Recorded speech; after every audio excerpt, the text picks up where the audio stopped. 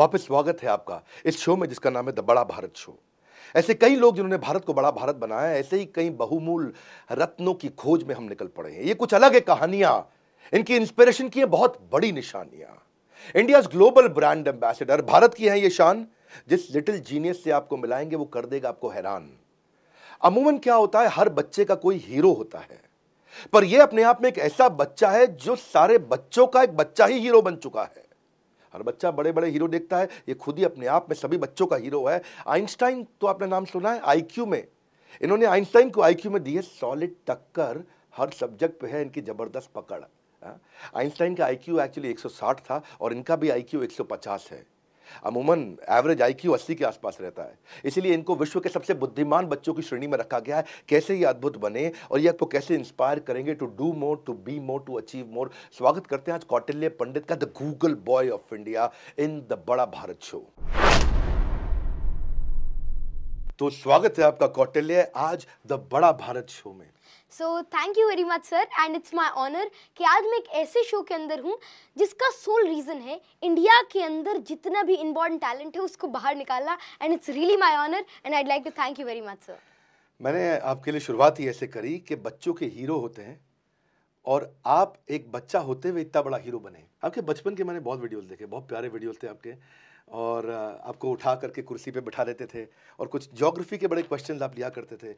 तो question answer तो लोगों ने आपके साथ बहुत किए। कौन बनेगा करोड़पति में आके बहुत फेमस हुए, आप इसरो में भी गए और आप अब्दुल कलाम जी से मिले, बहुत सारे आपको अवार्ड्स मिले। सबसे पहले अब्दुल कलाम जी से शुरू करते हैं, उनके साथ मिलने का एक्सपीरियंस कैसा रहा आपका? सर आप कभी भी किसी भी ऐसी पर्सनालिटी से मिलते हो जैसे आज मैं आपसे मिल रहा हूँ, तो एक ऐसा एक ऑरा होता है उनका, एक ऐसी एनर्जी होती है जो आपको फील होती है और वहाँ से आपको कुछ ऐसा सीखने को मिलता है, क्योंकि उस व्यक्ति ने, उन व्यक्तित्व ने इतनी सारी प्रॉब्लम्स फेस करी, इतना सारा कुछ अचीव करा, इतना ज़्यादा उनके पास एक्सपीरियंस है कि उनसे जितना नॉलेज मिलता है, उनसे आप जितनी देर इंटरैक्ट करते हो उतना ज़्यादा आपको अच्छा लगता है। तो किसी भी ऐसे व्यक्ति से मिलने में तो अलग ही लेवल का मज़ा होता है। और of course doctor APJ Abdul Kalam sir से मिलके तो बहुत ही अच्छा लगा, और वे वैसे मेरे आइडियल भी हैं, and in every point of time it feels really great. इनको देख के लगता नहीं है कि 13-14 साल के हैं, ऐसा फट आंसर देते हैं, बहुत बढ़िया। एक बात बताओ आप कौटिल्य, ये आप इतने इंटेलिजेंट शुरू से ही थे, मतलब ये कैसे हुआ? ये मेरा क्वेश्चन आता है मन में जब मैं सोच रहा था कि आपसे मिलने वाला हूँ। मैं सोचा कि आदमी इंटेलिजेंट जन्म से होता है कि कर्म से होता है? सर देखिए, सभी जितने भी लोग हैं उन सभी के पास एक इनबॉर्न टैलेंट होता है, क्योंकि everything is due to God's grace. भगवान की मर्जी से सब कुछ होता है, and everybody is God gifted. Everybody is God gifted whether they have their particular fields. बस ये मैटर करता है आप उसको थोड़ी सी नरिशिंग कर लो, थोड़ा सा आप अपने आप को जान जाओ, क्योंकि जब तक आप अपने अंदर की क्वालिटी नहीं पहचानते, जब तक आप उसको थोड़ा ग्रेस नहीं करते, जब तक आप उसमें अपनी थोड़ा सा एक्स्ट्रा एफर्ट नहीं डालते, तब तक वो आपका जो रियल टैलेंट आपका है वो आपको बाहर दिखता नहीं है, और जैसे भी आप करते हैं तो आ जाता है। तो ऐसी सिर्फ मेरी बात नहीं, सभी बहुत ही ज़्यादा इंटेलिजेंट होते हैं, and everybody is special and unique. तो मतलब ये हो गया कि भाई टैलेंट जन्म से तो सबके पास है, पर कर्म के लिए आपको थोड़ा नरिशिंग करो, उसको बिल्ड करो, डेवलप करो। तो क्लास में मैं सोचता हूँ, कई बार यार स्कूल में पढ़ते हो, बच्चे वहाँ क्लास में होते हैं, लड़के लड़कियाँ सब देखते हैं यार ये लड़का तो शुरू से इतना जीनियस है। तो मतलब ऐसा भी हुआ है कभी आप फर्स्ट नहीं आए क्लास में, थोड़ा पीछे आए रैंक में? वैसे सच्चाई बताऊं तो मैं आज तक फर्स्ट नहीं आया। Is it? Yes, and there's no problem with it. Though I've given exams of various other levels, and one thing, मतलब अब तो खैर मैं पढ़ाई पे ध्यान देने लग गया हूँ स्कूल की, और अब तो शायद फर्स्ट में कोई दिक्कत नहीं है। लेकिन हाँ, जब 7 तक तो या 6, 7, 8 तक तो पापा मम्मा ने कभी पूछा ही नहीं कि कितने मार्क्स आए हैं, नेवर एवर। तो आई थिंक आप नॉलेज बिल्ड करते रहे। हाँ सर, क्योंकि मार्क्स का एक सेट सिलेबस होता है, and that doesn't define your inborn intellect, that doesn't define your knowledge, and everything that you can get is from जब आप ज़्यादा चीज़ों को देखते हो, जब आप ज़्यादा चीज़ों को ग्रैस्प करते हो छोटी एज में, तो आपके लाइफ के लिए भी हर तरीके से वो आपके लिए बहुत ज़्यादा हेल्पफुल होती है। और 6-7 तक हाँ मार्क्स ठीक ठाक आते थे, बुरे तो कभी भी नहीं आए हैं, लेकिन हाँ फर्स्ट पे कभी ध्यान नहीं दिया और कभी कभी आया हूँ। मेरे को नहीं आपकी बात अच्छी लगी कि स्कूल की पढ़ाई सीमित है और वो सीमित पढ़ाई आपके असीमित टैलेंट को डिफाइन नहीं कर सकती। नहीं सर, जैसे अब तो खैर मैं पढ़ाई के ऊपर, स्कूल की पढ़ाई पर काफ़ी ध्यान देने लग गया हूँ उसके थोड़ा, लेकिन मैंने कभी भी अपने जो अभी भी मैं बाहर की जितनी भी चीज़ें होती हैं उनको कभी भी नहीं छोड़ता, because always I try to learn something more. इतने सीरियस हो आप यार? कोई दोस्त भी है आपके? नहीं है सर, आप पूछोगे तो मैं I am one of the most unserious और hyper, not hyper, I am the most unserious kid and I always try to enjoy everything. अभी मैं आपके साथ बात कर रहा हूँ, मैं भी पहले ऐसे नहीं था, अरे सर क्या होगा, I was not like that. मेरे को था अरे विवेक सर से बात होगी, बहुत ही मजा आएगा, तो सीरियसनेस नहीं एक्साइटमेंट के साथ में था. So it's always excitement, never ever seriousness. मैंने देखा अब तो आप now you become a motivational speaker. Sir motivational speaker हमारे करियर को खतरा तो सर नहीं है? नहीं सर, मोटिवेशनल स्पीकर सर आप कहाँ और सर हम कहाँ, सर आप तो अलग ही हैं सर. एक चीज़ तो कहना चाहूँगा कि मोटिवेशनल स्पीकर तो क्या सर, मेरे को बहुत सारे क्वेश्चंस आते हैं, बहुत सारे मेरे दोस्तों के, बहुत सारे बच्चे हैं, बहुत सारे मेरी उम्र के बच्चे हैं जिनको बहुत सारी प्रॉब्लम्स फेस करने को मिलती है.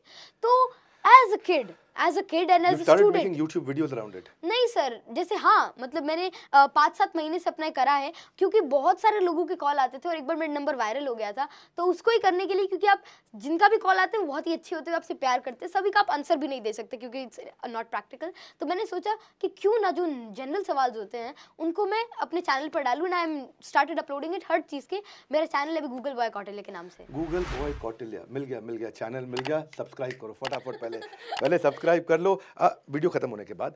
तो कौटिल्य, एक बात बताओ यार, कभी दोस्तों से झगड़ा भी होता है या उनको कभी इनसिक्योरिटी हो जाती है, इसको सब मालूम है, या कभी रियल दोस्ती ना हो के फेक दोस्ती भी होती है? आप 9th में हो 10th में? सर 10th में. 10th में. सर तो मैं ये कहना चाहूँगा कि दोस्त जो होता है that is not defined by something like this, और दोस्ती के अंदर कभी ये चीज़ें आती नहीं है, और ना क्योंकि मेरे दोस्त को मेरे से कम कैसे पता हो सकता है, वो तो मेरा दोस्त है. जितने भी आपके फ्रेंड्स होते हैं वो बहुत अच्छे होते हैं, सभी होते हैं. क्लास के अंदर हर कोई यूनिक होता है, उनको जो पता है वो मेरे को नहीं पता है, क्योंकि उनके पास कुछ ऐसा है जो कि बहुत ही ज़्यादा एडवांस है. एक एरिया मुझे लगता है जिसमें आप बहुत बड़ी इंस्पिरेशन है, और मैं आपको बड़ा भारत शो में इसीलिए इनवाइट करके लाया हूँ, आपको इनवाइट यहाँ पे इसीलिए किया है क्योंकि यहाँ वो पर्सनालिटीज ला रहे हैं जो भारत को रियली इंस्पायर कर रहे हैं. One thing which I want you to tell us something about memory. आपका मेमोरी बहुत स्ट्रांग है. हमने शुरू से देखा कि आपको बचपन से 3-4-5 साल के उठा के न्यूज़ चैनल पे बैठा दिया करते थे. मैं कोई रैपिड फायर नहीं खेल रहा आपके साथ, आप बहुत दुनिया के साथ खेल चुके हैं. मैं ये जानना चाहता हूँ, ये मुद्दा ये है कि ये मेमोरी आपकी मजबूत हुई कैसे, और बच्चों को क्या करना चाहिए अपनी मेमोरी को स्ट्रांग करने के लिए? सर देखिए, मैंने एक चीज़ इसके अंदर हमेशा नोटिस करी है कि शुरू से क्योंकि I got a lot of help from my parents, from my दादाजी, पापा जी एंड एवरीबॉडी, टीचर्स. मेरे क्वेश्चंस थे, और क्वेश्चंस सभी के पास होते हैं. हर बच्चे, मैंने देखा है, छोटे छोटे बच्चे होते हैं, उनके पास ऐसे ऐसे क्वेश्चंस होते हैं कि अगर आप उनको बताने बैठो तो आपको लगेगा कि अरे इनकी जो इमेजिनेशन और क्यूरियोसिटी है ये बहुत ही ज़्यादा है. मेरे क्वेश्चंस थे और उन्हीं क्वेश्चंस को आंसर किया, एंड और ये मेरा मतलब I was really fortunate enough कि मेरे जो पेरेंट्स थे और जिनसे भी मैं मिला, अगर मैं इमेजिन करी आज किसी से मिलता हूँ तो उनसे मैं कुछ पूछता, वे मेरे को बता देते. तो उससे क्या है कि मेरी अंडरस्टैंडिंग डेवलप हुई, और मेरे को अगर मैं कुछ भी पढ़ता तो मेरे को आसान लगता और मेरे को समझ में आता, और उसके अंदर मेरे को इंटरेस्ट हो जाता तो मैं और पढ़ता. तो ऐसा नहीं था कि मेरे को मैं कुछ इसका ट्रिक यूज़ करता या पोर्शन, इट वॉज जस्ट मेरे को ईजी लगता, अंडरस्टैंडिंग होती. So what you're saying is कि memory is a function of understanding. Yes sir. जितनी अच्छी अंडरस्टैंडिंग उतनी अच्छी मेमोरी. तो आप कॉन्सेप्ट को समझ जाएं.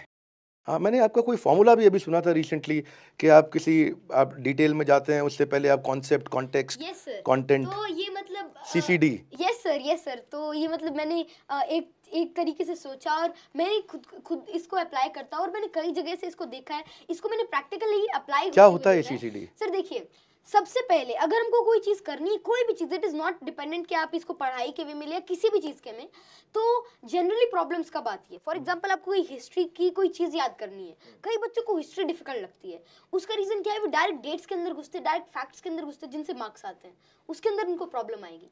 लेकिन आपको क्या करना होगा, आपको पहले उसके बेसिक्स समझने होंगे कि क्या क्या वो चीज़ें हैं. उसके बाद उसके अंदर क्या कॉन्सेप्ट अप्लाई हो रहे, क्या वो आपसे कहना चाहते हैं, क्या उसका रीज़न है.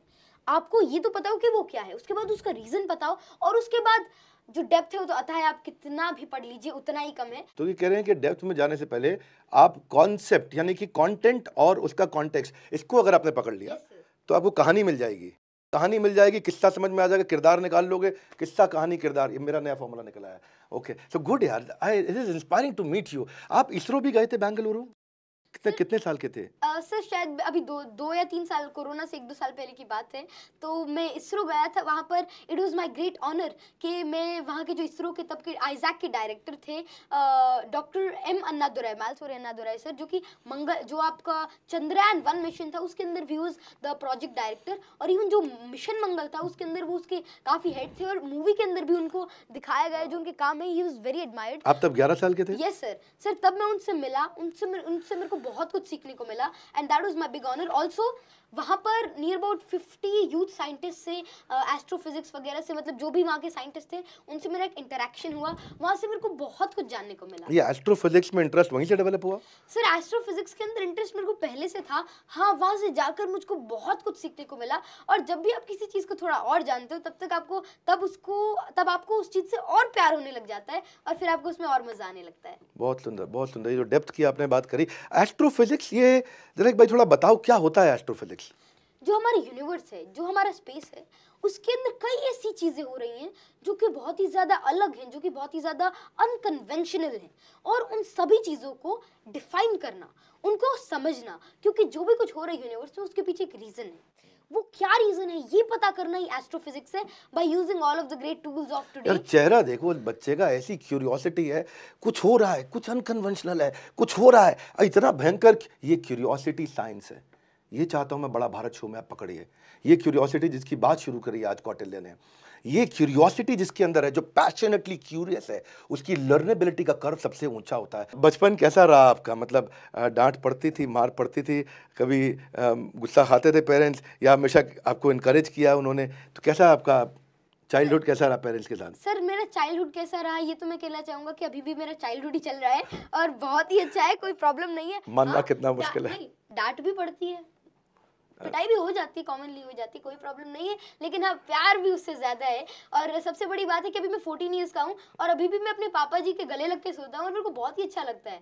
तो ऐसी कोई बात नहीं है। हाँ, अगर आप कुछ गलत करते हो, अगर आप थोड़ा वो, तो थोड़ी बहुत डांट या समझनी तो जरूरी है, क्योंकि आजकल that के is- बच्चों को डांट मार नहीं पड़ती, आपको क्या लगता है पढ़नी चाहिए कि नहीं? सर देखिए, आपको बच्चों को ये नहीं पता होता, या फिर किसी को भी जो जनरल आजकल का है, कि उनके वेल विशर्स कौन है। पेरेंट्स बहुत ही बड़े वेल विशर्स होते हैं, उनके सपने आपके लिए, हाँ, वे आपके लिए सबसे अच्छा चाहते हैं। अगर इमेजिन करिए आपको कुछ और बने और वे आपको कुछ और कहते हैं, तो हाँ, वो आपकी बात को डिफाइन नहीं करते, लेकिन वो आपके लिए बेस्ट चाहते हैं। हाँ, आप उसके अंदर अच्छे हो नहीं, वो अलग बात है। तो parents always look for your best, और अगर वे कुछ ठीक कहते हैं तो उसको सुनो, क्योंकि उनके पास एक एक्सपीरियंस है, और उनके पास कुछ ऐसी चीज़ें हैं जो आपको बहुत हेल्प करने वाली हैं।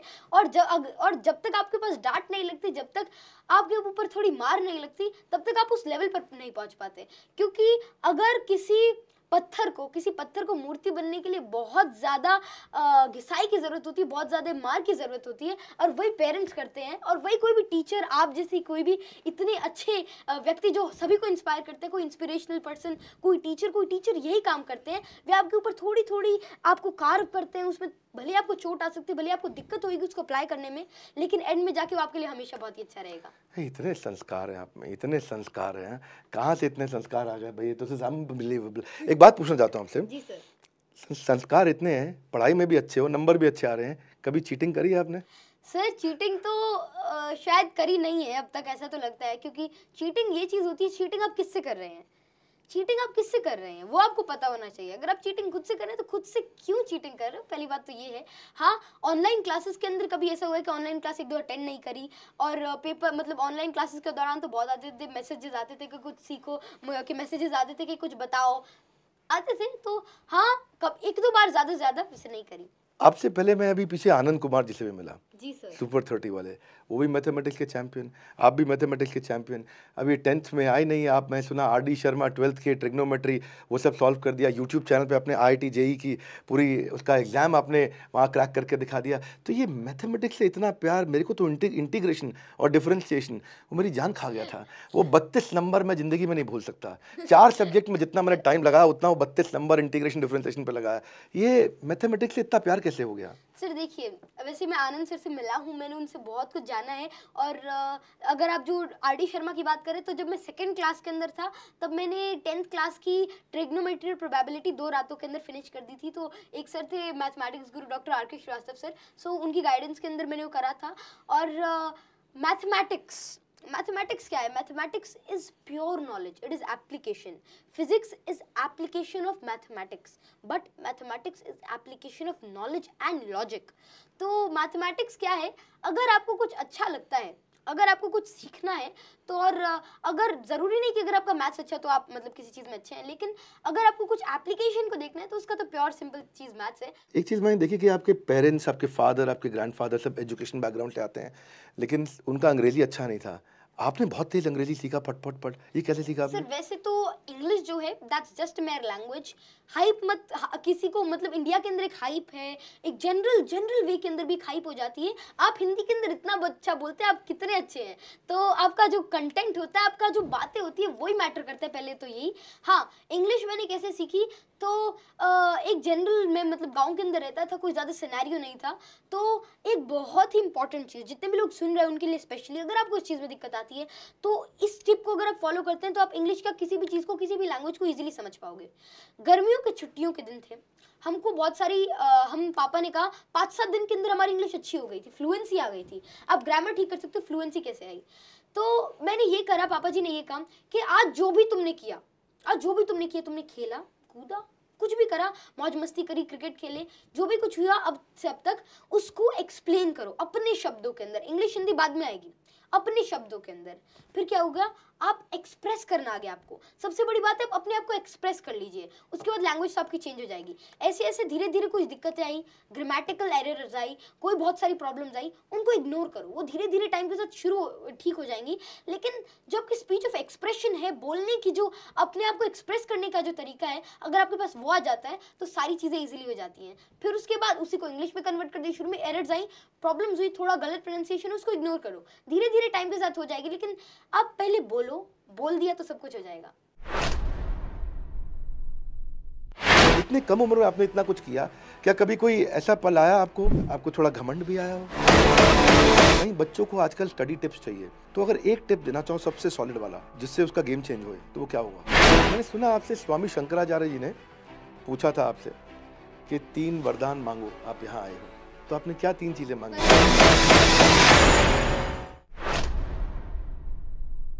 मैंने सुना आपको हनुमान चालीसा, भगवत गीता, और आप एक स्वामी शंकराचार्य के पास भी गए, वहाँ भी आप गाइडेंस ट्रेनिंग लेकर के आए. तो आपको क्या लगता है ये वैदिक ज्ञान और हमारी मॉडर्न साइंस और हमारी वैदिक साइंस, इनके बीच में कोई सामंजस्य है क्या? सर मैं यही कहना चाहूँगा इस बात पे तो कि जो हमारी एंशियंट साइंसेस हैं, स्पेशली अगर मैं वेदों के बारे में बात करूँ, तो वहाँ पर जो एप्लीकेशंस हैं, क्या वेद पढ़ पाए अभी तक? कुछ वेद पढ़े आपने? नहीं, वेद तो अभी पढ़ने हैं, वो तो अल्टीमेट गोल है लाइफ का, और अभी तक उतनी हिम्मत नहीं, क्योंकि वेद इतनी बड़ी चीज़ है, उनको पढ़ने के लिए पहले एक इनिशियल नॉलेज करूंगा, क्योंकि वेद तो पर भगवत गीता पढ़ी है आपने? ये भगवत गीता तो आपको याद भी है? हाँ हाँ, कुछ पार्ट उसका याद है, भगवत गीता जी का कुछ पार्ट मेरे को याद है. तो यही इस बात में तो है कि वैदिक साइंस बहुत ही ज़्यादा प्योर है, पायस है. उसको समझने के लिए हमको एक लेवल पर जाना होगा, और अगर हम करते हैं तो Vedic is very very very high tech sciences. अगर आप कहीं पर देखिए तो हमारी एंशियंट साइंस के अंदर, हनुमान चालीसा के अंदर भी सन तक का डिस्टेंस गिवन है कि जुग सहस्त्र जोजन पर भानु, लीलियो ताहि मधुर फल जानु. तो जुग सहस्त्र जोजन, तो इस वे के अंदर हमारा नियर अबाउट जो हमारी सन का कैलकुलेशन है वो किया गया है. ऐसी बहुत सारी चीज़ें हैं. एक तीर से 10-10 तीरें निकलती है, एक मिसाइल से 10-10 मिसाइल निकलती हैं. वो कुछ थोड़ा सा घुमा फिरा के थोड़े से अलग वे के अंदर वो रिप्रेजेंटेड है. अगर हम उसको वैसे समझते हैं तो ऐसे है. हाँ, जितने भी एंशिएंट स्क्रिप्चर्स होते हैं वो बहुत ही ज़्यादा पायस होते हैं. हमारे की तो बात ही अलग है, लेकिन हर उसके अंदर ऐसे, मैं सभी के लिए कहना चाहूँगा जिसके अगर आप, जो अलजेब्रा है दैट इज़ गिवन बाय अरेबिक्स, तो उनका भी बहुत बड़ा रोल है, सभी का रोल है. हाँ, वैदिक साइंस क्योंकि सबसे ज़्यादा पुरानी है, इसलिए उसकी जो वैरायटी वो सबसे ज़्यादा है. लवली यार, लवली. हाँ, क्या बहुत स्पीड से बोलते हैं यार ये. मेरे को लगता है ये ही इज अ कंटेंटप्रेन्योर आल्सो. हाँ, आपके अंदर से कंटेंट ऐसा निकलता है, इतना बढ़िया बढ़िया. तो आपने जो हनुमान चालीसा से भी बताया, और आप काफ़ी कविताएं भी पढ़ते रहे हैं. भगवत गीता में आपको कोई श्लोक इंस्पायर करता है? जी सर. भगवत गीता के अंदर जो 15वां अध्याय है, उसका एक श्लोक है कि ऊर्ध्वमूलम अधः शाखम अश्वत्थम प्राहुरव्यम छंदांसि यस्य पर्णानि यस्तम वेद स वेदवित्. ऐसे ये 15वां अध्याय शुरू होता है यहाँ हाँ, से. जो इसका पहला श्लोक है, तो इसका मतलब ये होता है, defines what is universe, it defines what is knowledge. तो ये श्लोक मेरे को बहुत ही अच्छा लगता है और इसको मेरे मेरे गुरुजी हैं, गुरुजी क्या कहूँ, मेरे एवरीथिंग इज ऑफ माइंड, सो स्वामी श्री अविमुक्तेश्वर आनंद सरस्वती जी महाराज, तो वे मेरे आध्यात्मिक गुरु हैं। तो उन्होंने मेरे को इसका मतलब समझाया था और जैसे ही मैंने उसको समझा, जैसे ही मैंने उसको सुना, तब से इसके ऊपर एक अलग सी वो बैठ गई, क्योंकि of course that is my field. और उसको रिलेशन के अंदर एक one of the best veg के अंदर इसको समझाया है कि क्या यूनिवर्स है, और दैट डेफिनेशन ऑलवेज स्ट्राइक्स मी। ये आपका इतना अमेजिंग फोकस है, कभी डिस्ट्रैक्टेड नहीं लगते आप। मैं आपको बात करते करते आपके कैरेक्टर को, आपकी पर्सनालिटी को समझ रहा हूँ कि अगर मैं डिफाइन कर सकूँ कि एक बच्चे के लिए क्या क्या चीज़ें इंस्पिरेशन निकल सकती हैं इससे। वीडियो बहुत काम का रहने वाला है आपके लिए, हाँ, कि क्या क्या चीज़ें इसमें से इतने कम उम्र में आपने इतना कुछ किया। क्या कभी कोई ऐसा पल आया आपको कि आपको थोड़ा घमंड भी आया हो, यार अब तो सर देखिए, सर घमंड आना होता है, लेकिन मेरे को पता है कि घमंड आए नहींगा, क्योंकि मेरे ऊपर मेरे मम्मा पापा हैं या दादाजी वगैरह हैं। घमंड आएगा तो थप्पड़ आ जाएगा, कोई प्रॉब्लम नहीं है। तो उसके बाद तो मैं सेफ हूँ, मेरे को कोई टेंशन नहीं है उसकी। आए भी गा तो ठीक हो जाएगा, मेरे को उसकी कोई टेंशन नहीं है, क्योंकि घमंड आएगा तो प्रॉब्लम्स आएंगी, लेकिन अभी मेरे को उसकी कोई टेंशन नहीं, क्योंकि ऊपर है, ऊपर वाला सब ठीक कर देगा। तो ये है। और बचपन से ही घमंड के ऊपर तो काफ़ी कुछ बताया है। एक कविता है, एक कविता का एक अंश है कि रावण हो या दुर्योधन हो, रावण हो या दुर्योधन हो, हिटलर हो या मुसोलिनी, उसका मान मिला मिट्टी में जिसको भी अभिमान हो गया। तो जब रावण जैसे व्यक्तित्व को अभिमान की वजह से ऐसा हाल हो सकता है, तो हम क्या हैं? इतनी विनम्रता आई कहाँ से? इसका क्या चक्कर क्या है? मतलब आप कैसे इतने हम्बल हो गए? हम्बल एक चीज़ तो है कि जितना ज़्यादा पढ़ते हैं उतना ज़्यादा हम्बल होते हैं। और अभी हम्बलनेस तो मेरी कुछ भी नहीं है, क्योंकि मैंने देखा है, जब मैं doctor APJ Abdul Kalam sir से मिला तो मैंने उनके हम्बलनेस को ऑब्जर्व किया। और वो हम्बलनेस शायद ही, मतलब मैंने लोगों के अंदर ऑब्जर्व करी, लेकिन बहुत रेयरली, क्योंकि उनके पास एक ऐसा नॉलेज है, उन्होंने हर फील्ड के अंदर पढ़ा है, सिर्फ साइंस वगैरह के अंदर नहीं, उन्होंने लाइफ को समझा है। तो जैसे जैसे आपको थोड़ा बहुत बढ़ता जाता है, जैसे आप कितने हम्बल हैं, उसका रीज़न ये है कि आपने इतना कुछ गेन करा है। क्योंकि जैसे जैसे आप चीज़ों को गेन करते हो, वैसे वैसे आपको पता चलता है कि अभी तो हमको कुछ भी नहीं पता है, क्योंकि हर चीज़ एंडलेस है। तो जैसे जैसे अगर आप एक कुएं के अंदर हो और उसके मेंढक हो, तो आपको लगता है कि अरे मेरे को तो बहुत अच्छा कुछ आता है, आप अपने तुरम खान बने रहते हो। लेकिन जैसे ही आप आउटर वर्ल्ड को ऑब्जर्व करते हो, थोड़ा सीखते हो, तब आपको रियलिटी का पता चलता है। और ये जितनी सबसे बड़ी बात है कि जितना ज़्यादा कोई गेन करेगा, उतना ज़्यादा वो हम्बल होगा, क्योंकि उसको पता है कि अभी बहुत कुछ अचीव करना बाकी है। माय गॉड, ये कहाँ से आ गया यार? ये हमारे सेशन में अनइमेजिनेबल। एक मिडिल क्लास जो लोग होते हैं, आप तो इस सब माता पिता को टेंशन में डाल दोगे यार।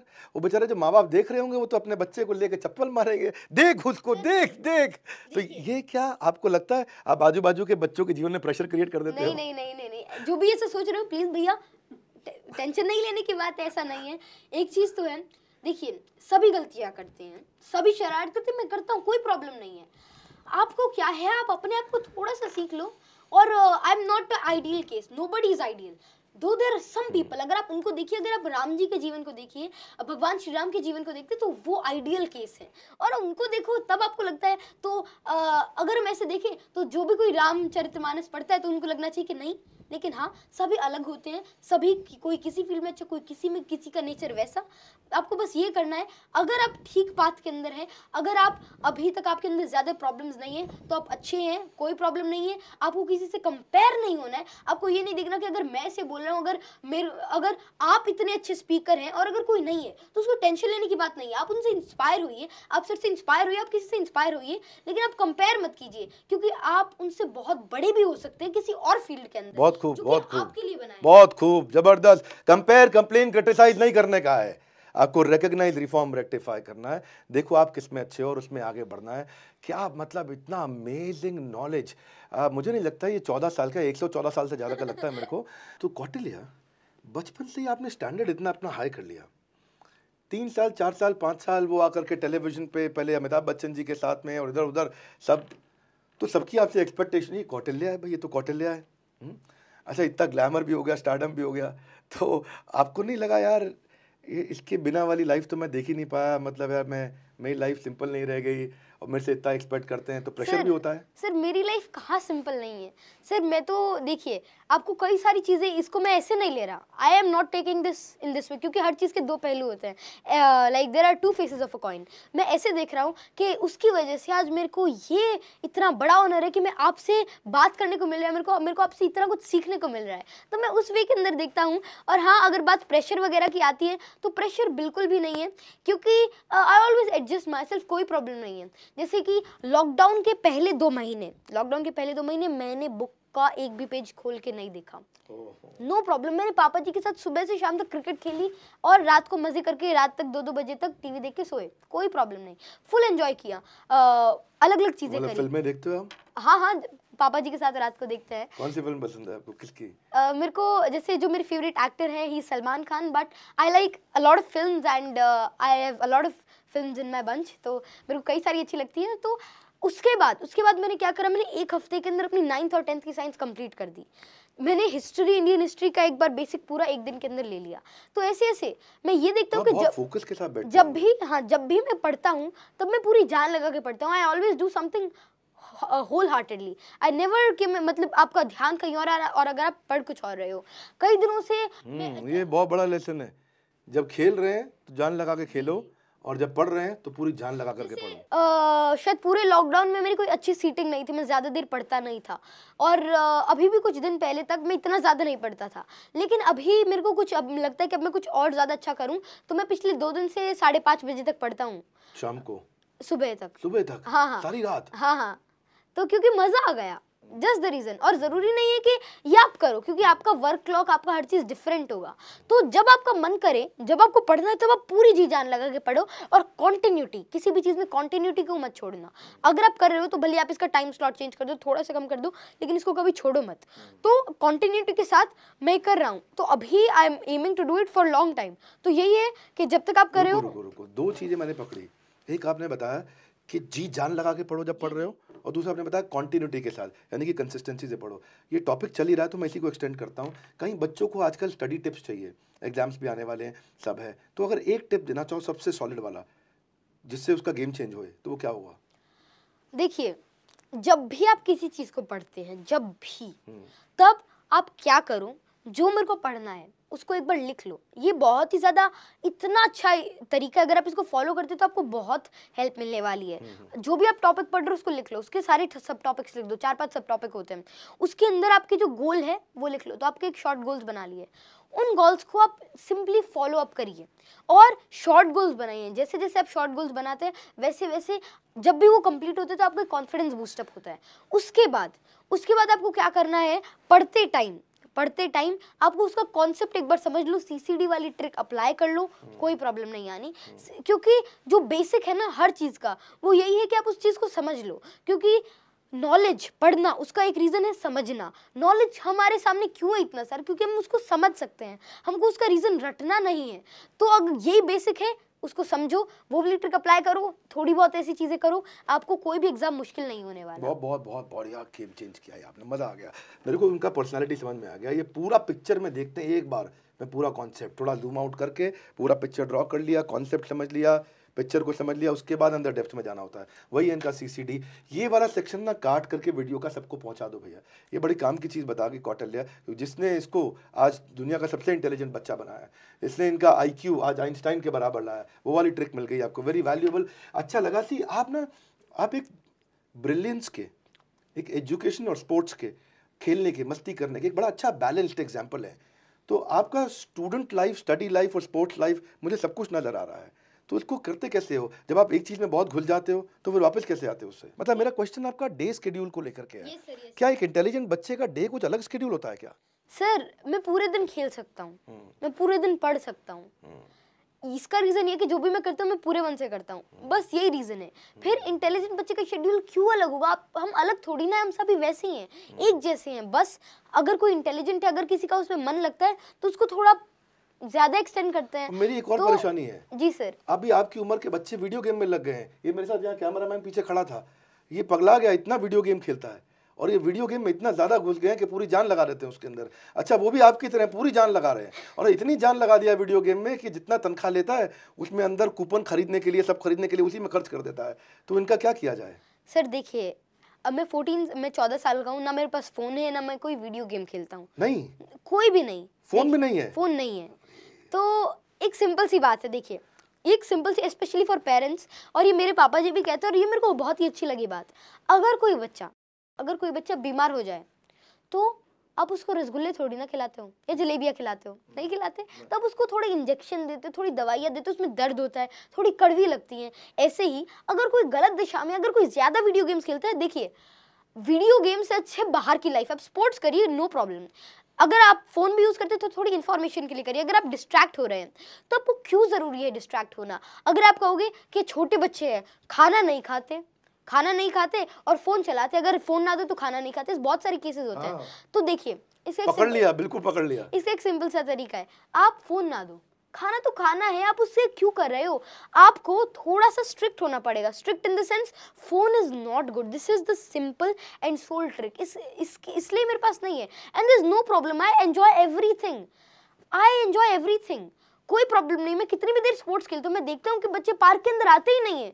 क्यों नहीं आते? जब बाहर की लाइफ इतनी ज्यादा अच्छी है, जब बाहर इतना कुछ एक्सप्लोर करने के लिए, तो आप क्यों सोशल मीडिया के अंदर, आप क्यों एक वर्चुअल गेम के अंदर अपना पूरा माइंड फोकस कर रहे हो? आप बिल्कुल वीडियो गेम नहीं खेला आपने? सर बिल्कुल भी नहीं। This is unimaginable. हाँ, सर फोन है ही नहीं। सर फोन पेरेंट्स ने दिया ही नहीं, और उन्होंने कहा, एंड आई आल्सो फाइंड, मेरे को फोन अब अच्छा ही नहीं लगता इतना। आप इंफॉर्मेशन सोर्स के लिए भी आप जितना चाहिए उतना तो ठीक है, क्योंकि फोन के कई बहुत सारी अच्छाइयाँ भी हैं, लेकिन जब डिस्ट्रैक्शंस आ जाते हैं तो आपको थोड़ा स्ट्रिक्ट होना पड़ेगा। ये कोई बड़ी बात नहीं है, इसमें आपको लगेगा कि अरे नहीं, अगर मैं प्रॉब्लम हो जाऊंगा, अगर मैं फ़ोन नहीं दूँ तो बच्चे तो रिवॉल्यूशनाइज हो जाएंगे, रिवॉल्यूशन करेंगे, ऐसी कोई दिक्कत नहीं है। थोड़ी सी प्रॉब्लम आएगी, थोड़े से गुस्सा होंगे, मतलब अगर लगाना पड़े तो एक आधा लगा कोई प्रॉब्लम नहीं। लगाने से डरते क्यों हैं? नहीं, लगा दे मतलब। हाँ, अच्छा, हाँ, सच में कोई प्रॉब्लम नहीं। रियलिटी ये है, सुनने में थोड़ी हार्श लगे वो कोई नहीं, लेकिन असलियत में ऐसा ही होता है। स्ट्रिक्ट होना चाहिए। हाँ, थोड़ा सा, ज्यादा नहीं, थोड़ा सा। एक और चीज होती है, अगर आप ज्यादा फोन दे दे तो एक कई बार स्टेज पर आ जाते हैं कि उनकी आई साइट बहुत ज्यादा वीक होती है। तो कुछ भी नहीं, कई बच्चे वीडियो गेम्स के बिना डिप्रेस्ड हो जाते हैं, कई डिप्रेशन के अंदर आ जाते हैं, कई को बहुत सारी प्रॉब्लम हो जाती है, एडिक्शन आ जाती है, और addiction is very very very bad. तो एडिक्शन से बच के रहो। बाकी सारी चीजें, हाँ, 15-20 मिनट खेलना है, क्योंकि मना करोगे तो आप मेरे को गुस्सा आओगे, तो खेल लो 15-20 मिनट। वेरी गुड है। पर अगर कंप्लीटली मना हो गया तो कहेंगे, तो बाद में कहेंगे कौटिल्य ने मना करवा दी। तो नहीं, 15-20 मिनट खेलो, एडिक्ट मत हो, बस इतना ध्यान रखो। कूपन कोड क्या नया है उस सारे टाइम उसको मत देखो। 15 मिनट खेलना है, खेलो, एंजॉय कर लो, लेकिन क्लास के अंदर पढ़ते वक्त, स्पोर्ट्स में खेलते वक्त ये मत चेक करो कि कल क्या कूपन आने वाला है, कल क्या गेम आने वाला है, कल क्या वर्जन आने वाला है। मत सोचो, बाहर में मत सोचो, जब खेल रहे हो खेल लो, नो प्रॉब्लम। जो गूगल बॉय का मतलब हो गया कि भाई जिसके पास इतना रिजर्वायर ऑफ नॉलेज हो, आपको आध्यात्मिकता का भी बहुत अच्छा रिजर्वायर है आपके पास नॉलेज का। मैंने सुना आपसे स्वामी शंकराचार्य जी ने पूछा था आपसे कि 3 वरदान मांगो, आप यहाँ आए हो, तो आपने क्या 3 चीजें मांगी? वरदान तो नहीं, इच्छा पूछी थी। इच्छा? तो हाँ, तो मतलब जब मैं गया था पहली बार काशी जी, तो उन्होंने मेरे से पूछा था। तो सबसे पहले तो मैंने उनसे सद्बुद्धि मांगी कि अगर कुछ भी हुआ तो I should always look for better thing. तो मैंने सद्बुद्धि मांगी। उसके बाद मैंने मांगा पंचजन्य शंख, क्योंकि मुझे कृष्ण जी बहुत अच्छे लगते हैं, और वे तो सभी के आइडियल है, और उनकी तो बात ही निराली है। तो उनसे इंस्पायर होकर मेरे को लगा कि मेरे को पंचजन्य शंख काफ़ी अच्छा लगा, तो मैंने उसकी कही। और तीसरी बार कहा कि मेरे को गंगा किनारे गाय के गोबर से स्नान करना है। अरे वाह, अच्छा, वेरी अनयूजुअल। हाँ, पांचजन्य शंख मांगा, ये कृष्ण का शंख होता है, और गंगा किनारे गोबर से स्नान करना, गाय के गोबर से, इसको बहुत शुद्ध माना जाता है शास्त्रों में। और तीसरी चीज़ आपने बताई कि आपने सद्बुद्धि मांगी, वेरी अनयूजुअल। और कुछ नहीं आया मन में कि कुछ मटेरियल पोजेशन मांगू? मतलब बचपन में बच्चे जो है ना, खिलौने मांगते हैं, खेलने की चीज़ें मांगते हैं, और कुछ मांगते हैं जिससे उनको एक्साइटमेंट आए। और पर आपका इंटेलेक्ट जो है वो इतना बैलेंस्ड है, मैंने देखा है, इतना बैलेंस्ड है, इतना सोबर है कि आप कभी भी एजिटेट नहीं होते किसी भी अपनी डिज़ायर के द्वारा। तो ये कैसे हुआ? ये भी आपको लगता है शास्त्रों के ज्ञान से हुआ? सर तब तो छोटा था और शास्त्रों के ज्ञान खैर खुद नहीं पढ़ा था, लेकिन जैसे जैसे आप सिनेरियो के अंदर रहते हैं, जैसे जैसे आप लोगों से मिलते हैं, वैसा वैसा आपका थॉट्स डेवलप होते हैं, वैसा ही आपके अंदर से आपकी आवाज़ें आने लगती है। अब मैं आज आपसे मिला तो मैं अभी यहाँ से कुछ लेकर जा रहा हूँ, कुछ अच्छा और पॉजिटिव लेकर जा रहा हूँ। ऐसे ही तब तक मैं बहुत सारे लोगों से मिला, उनसे अच्छाई ली और उसी का ही शायद ये थोड़ा बहुत था। कौटिल्य पंडित को इतने सारे अवार्ड मिल चुके हैं। यहाँ हमारे हरियाणा के मुख्यमंत्री ने भारत गौरव अवार्ड मिला बाद में, उसके बाद गवर्नमेंट ऑफ यूएई ने इनको रिकॉग्नाइज किया, चाइल्ड प्रोडिजी। हाँ, he is a true ambassador of बड़ा भारत। ये वो व्यक्ति जिन्होंने भारत को बड़ा किया इतनी छोटी उम्र में। अब इनके पास जिम्मेदारियां भी बहुत सारी आ गई, इतनी सारी जिम्मेदारियां कैसे निभाएंगे मुझे समझ नहीं आता। और अब यहाँ ये बोल रहे हैं कि मैं किताब भी लिखना चाहता हूँ। मैंने सुना जी आपकी सर। किताब बच्चों के ऊपर लिखने की इच्छा है कुछ? जी सर मैंने एक बहुत ही बड़ी प्रॉब्लम फेस तो नहीं करी, मैंने ऑब्जर्व ऑब्जर्व करिए। की है। वो है communication gap, specially between parents, students, teachers. Students और पेरेंट्स और स्टूडेंट्स और टीचर्स के बीच में एक बहुत बड़ा कम्युनिकेशन गैप है और वो इरेडिकेट इजीली हो सकता है। और उसके कई सारे तरीके मैं उसके अंदर अपनी बुक के अंदर फोकस करना चाहता हूँ। और एक चीज़ और उसके अंदर है कि देखिए मेरे साथ कम्युनिकेशन गैप नहीं है, मैं अपने पापा जी से कुछ भी कह सकता हूँ, मेरे को कोई दिक्कत नहीं है। और मेरे को उनसे डांट भी पड़ती है, उसमें भी कोई दिक्कत नहीं, क्योंकि गैप नहीं है। और उस गैप की वजह से I can actually ask for anything. अगर अभी भी मैं अपना एम चेंज करना चाहूँ या फिर अगर मेरे को अभी सोशल स्टडीज़ के अंदर जाना हो, फैशन डिज़ाइनिंग करनी, तो पापा मना नहीं करेंगे। हाँ मेरे को अभी करना नहीं है, लेकिन वो मना नहीं करेंगे क्योंकि कम्युनिकेशन गैप नहीं है, हमने एक दूसरे को समझ रखा है। ओके, तो उसी कम्युनिकेशन गैप को इरेडिकेट करने की मैंने सोची है और उसके ही रिगार्डिंग मैं अपनी बुक लिखने वाला हूँ। और शुरू कर दी किताब लिखनी? हाँ और मैं शायद इसको बहुत जल्द, क्योंकि अब मैं काफ़ी फ्री हो गया हूँ, बहुत जल्द मैं इसको लॉन्च करूँगा। और उसका अभी मैंने टाइटल सोचा है कि gen Z not equal to gen X. और इसके अंदर जो आजकल की प्रॉब्लम्स होती है उनको मैंने एड्रेस करने की कोशिश करी है और ये कैसे इरेडिकेट हो सकती है कम्युनिकेशन गैप, ताकि जितनी सारी जो 99% इश्यूज आते हैं, भले ही वो करियर अपॉर्चुनिटीज़ के लिए हों, भले ही वो किसी नॉर्मल चीज़ के हों, वो ना आए। मैं देख रहा हूँ कि जब आप 5-6 साल के थे, 4 साल के थे, 3 साल के थे, तब तो आप टेलीविज़न पे बहुत आए। पर कई सालों से आप थोड़ा हिडन हो गए, शायद वापस कहीं पढ़ाई में चले गए। अब आप किताब लिखने की बात भी कर रहे हैं, आपने अपने टेस्ट को भी अपने और अपनी एस्पिरेशन को भी आपने इवॉल्व किया, सब्जेक्ट चेंज किए। कहाँ बिजी थे आप इतने समय तक? सर देखिए, जो मेरा गोल है वो काफ़ी बड़ा है।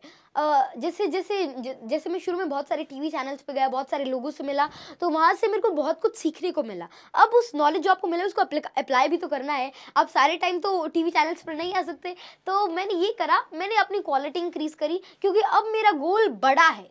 बचपन में मैंने बहुत सारी इन्फॉर्मेशन कलेक्ट करी वगैरह, लेकिन अब मैं उस नॉलेज को एप्लीकेशन के अंदर लाना चाहता हूँ। और जो क्यूरियोसिटीज़ है, क्वेश्चंस है, मैं अपने क्वेश्चंस को आंसर करना चाहता हूँ जो मेरे अंदर है, जो वर्ल्ड चाहता है, दैट एवरीबॉडी वांट्स। इस छोटे से बालक का इतना बड़ा सामर्थ्य देख करके मैं बस यही 2 लाइन बोलना चाहता हूं, मानव जब जोर लगाता है पत्थर भी पानी बन जाता है। रामधारी सिंह दिनकर की ये बड़ी प्यारी कविता है जो कौटिल्य ने भी अपने YouTube चैनल पर डाली है। देश की नई पीढ़ी आपको अपना आइडल मानती है और ये अपने आप में कोई अजूबे से कम नहीं है। एक बड़ा बेंचमार्क आपने एस्टैब्लिश कर दिया and we are very proud of you Kautilya, we are very very proud of you.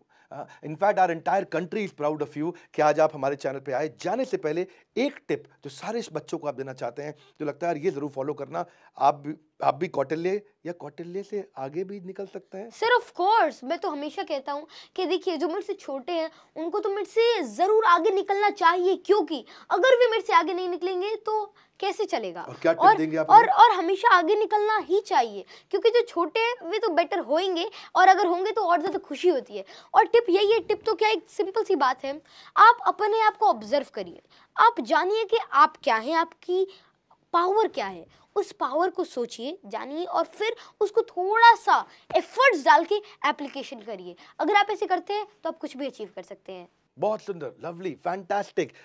यही है हमारा बड़ा भारत शो, जहां पे हम भारत के ग्लोबल एम्बेसडर्स जो भारत को आज ग्लोबल पेडेस्ट्रियल पे पहुंचाने का दम रखते हैं, उन्हीं में से आज आपको हमने मिलवाया कौटिल्य पंडित से। नीचे कमेंट बॉक्स में मुझे बताइए कि कैसा रहा, आपकी लर्निंग क्या रही कौटिल्य के साथ में, क्या आपको सीखने को मिला, कमेंट बॉक्स में बताइए। दूसरी चीज, कमेंट बॉक्स में मैं जानना चाहता हूं आप किससे मिलना चाहते हैं द बड़ा भारत शो में, कौन है आपकी इंस्पिरेशन जिससे आप मिलना चाहते हैं और जो दूसरों को एनर्जाइज कर सकता है और क्लैरिटी दे सकता है। तीसरा, इस वीडियो को जरूर शेयर करिएगा।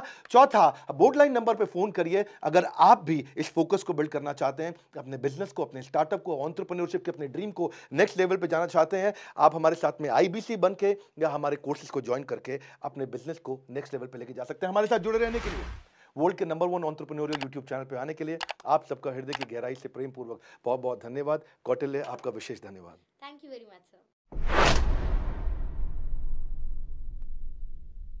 गरीबों का आपने एक ऐसा फ्रिज बना करके तैयार कर दिया, कोई 2-4-5 हज़ार रुपए में हर घर के अंदर फ्रिज लग सकता है। आपका वो पैडमैन मूवी में भी हमने देखा कि वो अक्षय कुमार को अवार्ड मिलना था, तो अवार्ड वो आपको मिल गया। और इनोवेशन करना ये आपकी आदत सी बन गई है। और मैंने नई चीज़ सुनी है, मैंने सुना है कि अब आप मकान भी कुछ प्लान कर रहे हैं कि मैं बिना एसी के मकान बना दूं, और ऐसा कुछ प्लान कर रहे हैं। वो क्या प्लान है आपका?